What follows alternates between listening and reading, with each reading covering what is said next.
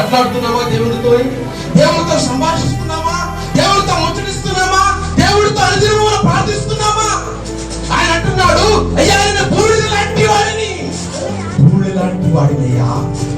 ఏమంటా అయ్యా నేను బూడిద లాంటి వాడిని, ధూళి లాంటి వాడిని, అయినా కూడా నీతో మాట్లాడను, నేను తెగించి ఉన్నానయ్యా. శాపం వెలువడి చేసి అక్కడికి అంతకాలం తగలబడుచుంటే, అయ్యా ఆ సొదొమలోని 50 మంది నీతిమంతులుంటే ఆ ప్రాంతాన్ని కాపాడుతావా?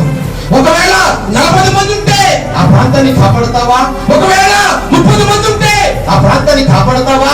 లేక అయ్యారు కోపడదు దయచేసి, ఒకవేళ 20 మంది ఉంటే ఆ ప్రాంతాన్ని కాపాడుతావా?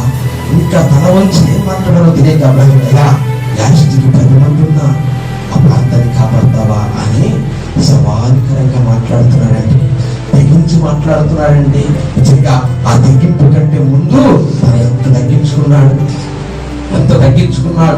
ఎవరైతే తగ్గించబడతారో వారు చర్చించబడతారు. మనం క్రైస్తవులకు మొట్టమొదటివాల్సిందేనండి. మనం చేసే పాటలు బట్టు, ఆరాధన బట్టు, వాక్యం బట్టు కాదు, కానీ మనం నడిచే నడకన బట్టి అనేక ఆత్మ దేవుని శక్తి పట్టబడాలి. అదే తగ్గింపు.